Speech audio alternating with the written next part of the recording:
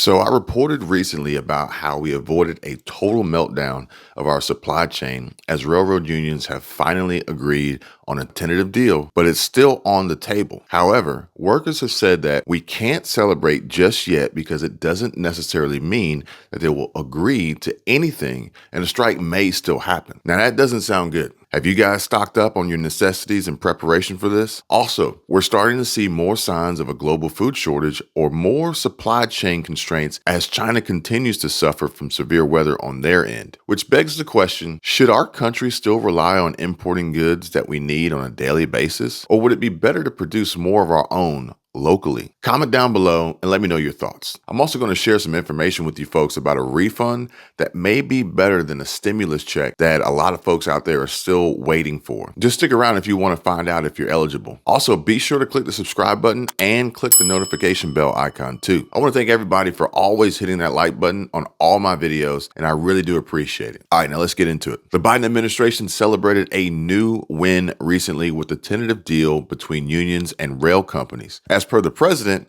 for the American people, the hard work done to reach this tentative agreement means that our economy can avert the significant damage any shutdown would have brought. With unemployment still near record lows and signs of progress in lowering costs, tonight's agreement allows us to continue to fight for long-term economic growth that finally works for working families. However, while this is the narrative, angered union members have yet to approve of the agreement. This could still spell trouble for millions of Americans if these workers suddenly decide to not go along with whatever has been proposed and continue with a strike. And to touch on this whole record low unemployment, that's total BS.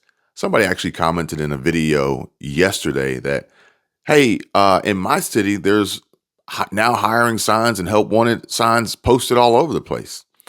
And that's smoke and mirrors, my friend. Anyone in these industries, anyone in retail, anywhere where a sign would be posted that doesn't require a resume and really just only requires an online application to be filled out, obviously aren't really hiring. And even if they were, the working conditions and pay and compensation is so inadequate that no one would agree to do it. Think about it. Target, Walmart, Costco, whoever it is, it doesn't matter. They post a sign starting at $19 an hour. And then you apply and they go, okay, well, we're going to give you 2.5 hours a week and we'll schedule you on these random days at between 1 and 4. It just destroys your entire day. You're going to waste more money in fuel commuting back and forth, and it limits you from any other possible part-time job or side gig or side hustle or any other way to earn additional income because it's like right in the middle of your day on a random schedule. It just doesn't make sense. And they're going to do their very best to keep you at or below part-time hours so they don't have to pay you any additional benefits and keep their overhead costs low. Just wanted to clarify that. Now, it's actually still so bad that only 2 of 12 unions have ratified the new contracts with freight railways, and they only represent 10% of the workforce. A track worker who has chosen to remain anonymous for fear of retaliation said this: "It feels like the people that are making decisions for us aren't trying. I mean, one paid personal day is pathetic. I'm a single father with 2 weeks of vacation. I burn a week in days with my kids being sick. Do you guys think that 2 weeks vacation and a paid personal day is enough? Or do you think that these circumstances would definitely lead to a strike and that we should be prepared right now?" Preparing for anything is a good thing for us because we don't necessarily all have crystal balls that can tell us the future. We can only guess. But an educated guess is much better than just not caring about what's happening around us. I'm sure you guys can agree. And let me just address some of the comments that I see on my videos with "we're all doomed. This is the end. There's only, so much time left. Everything's going to collapse." I highly doubt that that's the case.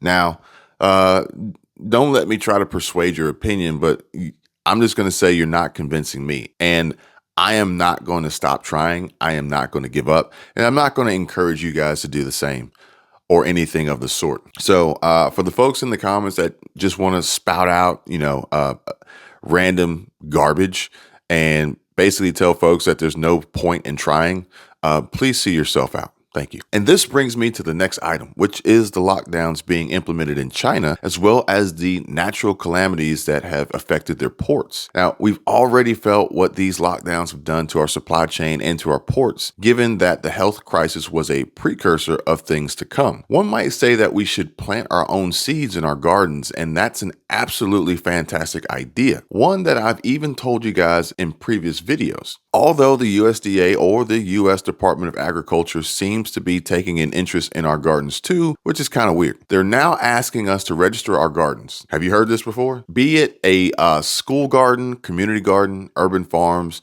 even small scale agriculture projects in rural, suburban, and urban areas, they say that these can be recognized as a people's garden.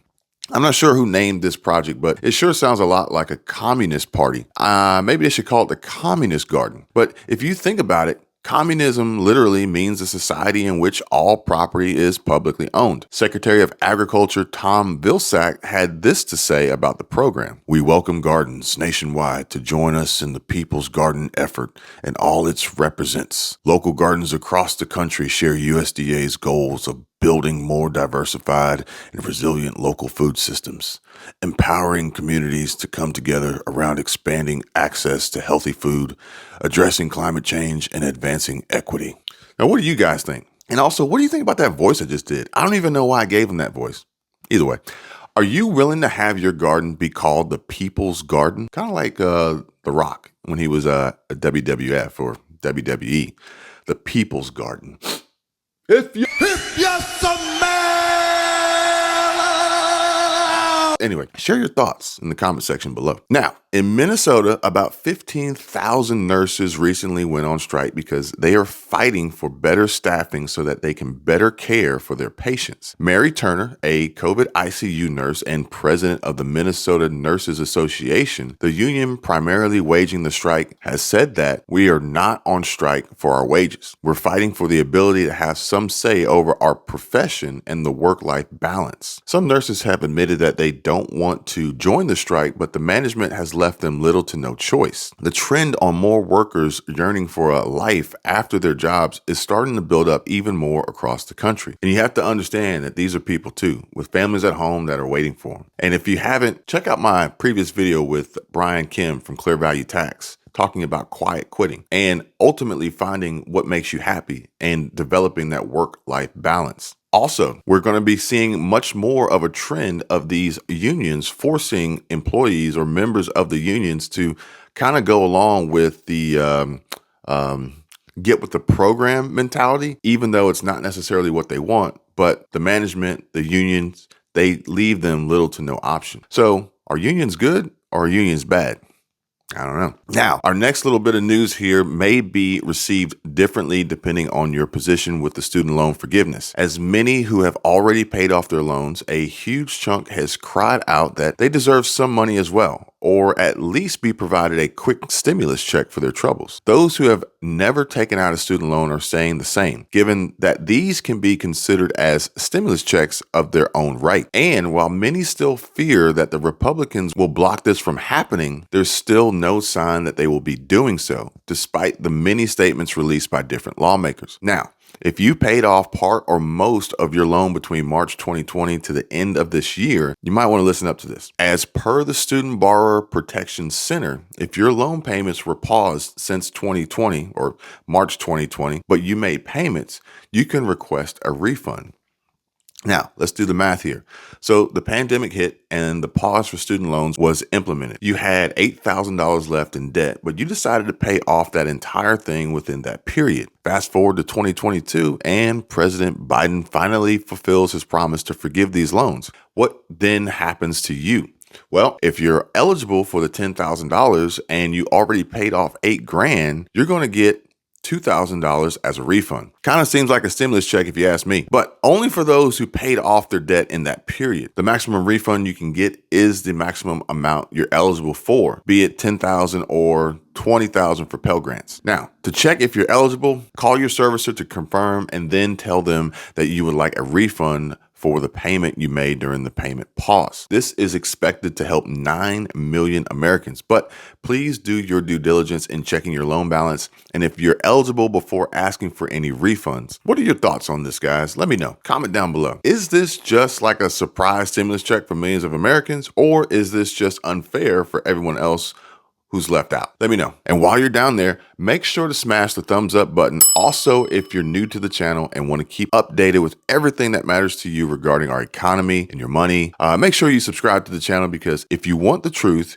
you know where to get it. Thank you guys for watching. You're all awesome. I really do appreciate it. I wish you all good health and better days to come. See you in the next video. Take care.